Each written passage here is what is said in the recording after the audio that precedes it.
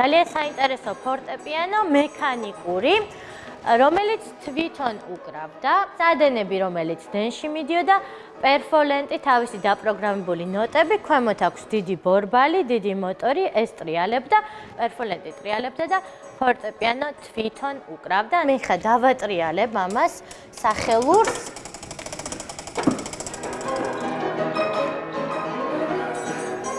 ზღაპრული გარემო, რომელიც მუსიკალური სამყაროს სხვადასხვა ეპოქაში გამოგზაურებს და ინსტრუმენტები, რომლებიც საუკუნის დროინდელ ჟღერადობებს აცოცხლებს. ეს ქართული ხალხური სიმღერისა და საკრავების სახელმწიფო მუზეუმია, რომელიც 1975 წელს თბილისელი კოლექციონერის არკადი რევაზიშვილის მექანიკური საკრავების კოლექციის ბაზაზე დაარსდა.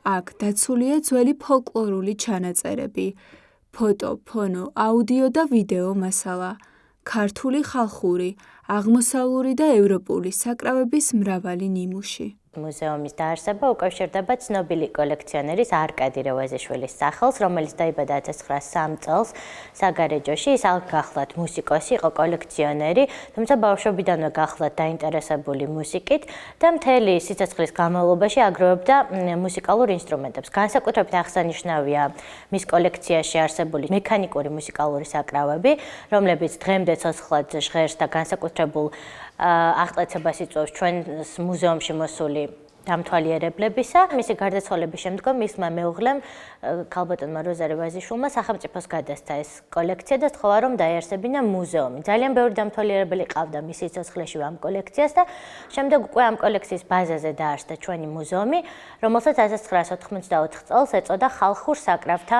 მუზეუმი. თუმცა მოგეხსენებათ თქვენ, რომ საქართველოს ძირთად გახლავთ ვოკალური მრავალხმიანობის ქვეყანა, სიმღერის ქვეყანა და 2001 წელს საერთაშორისო ორგანიზაციამ UNESCO-მ აღიარა კიდეც ქართული ვოკალური მრავალხმიანობა მსოფლიო არამატერიალური კულტურული მემკვიდრეობის ძეგლად. აქედან გამომდინარე, ეს ფაქტი გახლავთ სწორედ ინსპირაცია იმისა, რომ ჩვენს მუზეუმს ეწოდა სიმღერისა და საკრავების მუზეუმი.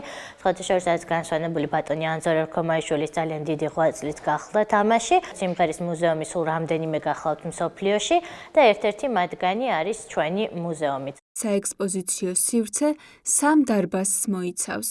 პირველი სივრცე ქართული ხალხური შემსრულებლობის ისტორიის სამსახვალ ექსპოზიციას ეთმობა.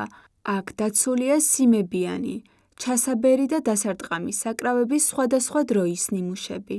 ჩვენ ახლა ვიმყოფებით ქართული ხალხური საკრავების დარბაზში, სადაც ჯგუფების მიხედვით გვაქვს წარმოდგენილი საკრავები. ერთ-ერთი ყველაზე ძველი საკრავი, რომელზეც ასე ვთქვათ, ხშირად გვეკითხებიან ხოლმე ჩვენი დამთვალიერებელი, ეს გახლავთ გედისძვლის უენო სალამური თეთრი ფერის, რომელიც აღმოჩენილი იქნა სამთავროში, მცხეთაში, პატარა მწყემსი ბიჭუნა სამარხში 1927 წელს აღმოჩინა ივანე ჯავახიშვილმა. ეს გახლავთ ასლი. ამ ექსპონატის დასტურდება, რომ უძველესი დროიდან ჩვენი წინაპრები ქართველები უკრავდნენ სალამურზე. ერთ-ერთი ყველაზე ძველი საკრავი ასევე ჩვენ აქ გვაქვს ბუკი, რომელიც ალბათ მოგეხსენებათ ვეფხისტყაოსანშიც არის ნახსენები.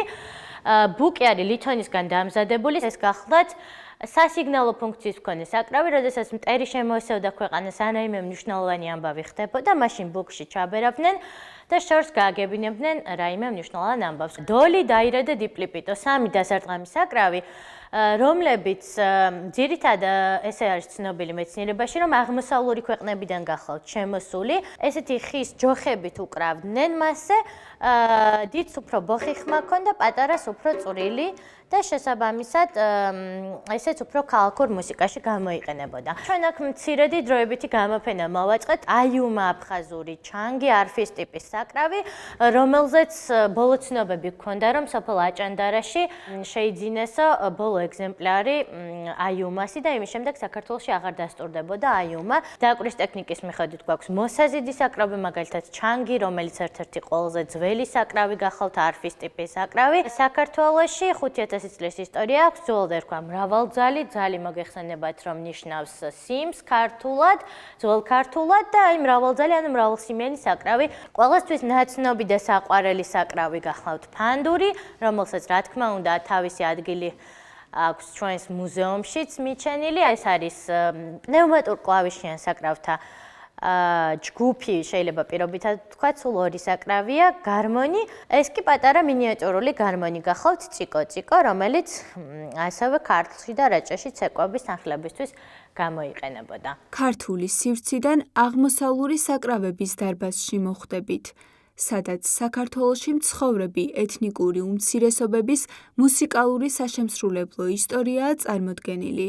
აქ დაცულია ისეთი საკრავები, როგორებიცაა საზი, ქამანჩა, თარი, ზურნა და სხვა. ამ დარბაზში ჩვენ გვაქვს საქართველოში მცხოვრები ეთნიკური უმცირესობების საკრავები. მოგეხსენებათ, რომ საქართველო ევროპის და აზიის გზაგარსაყარზე მდებარეობს და აქ ცხოვრობდნენ ჩვენი მეზობელი ხალხები, აზერბაიჯანელები, სომხები, იეზიდები. ეს საკრავი არღანი, რომელიც ძველი თბილისის კულტურის განუყოფელი ნაწილი გახლდათ.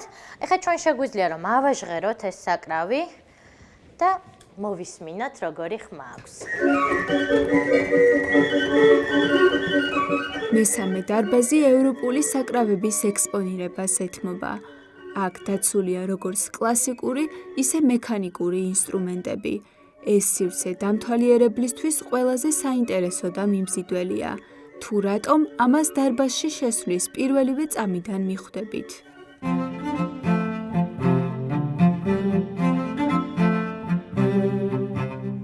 საკრავების დათვალიერებასთან ერთად აქ თქვენ ძველ დროში დაბრუნება და იმ მელოდიების მოსმენად შეგიძლიათ, რომლებიც ევროპაში საუკუნეების წინ ჟღერდა. კალიოპე მუსიკალური კარადა, რომელიც ასევე ჟღერს, გერმანული მუსიკალური კარადა, რომელიც მე-19 საუკუნეში შეიქმნა. ნახეთ ეს სტილითონის ფირფიტები იყო ძველად, რომელზეც ჩაპროგრამებული იყო მელოდიები. ჩვენ აქ გვაქვს კიდეც ძველი ფული, 5 კაპიკიანი, ჩააგდებდნენ ხურდას, დაატრიალებდნენ და ეხლა ვნახოთ როგორი ხმა აქვს.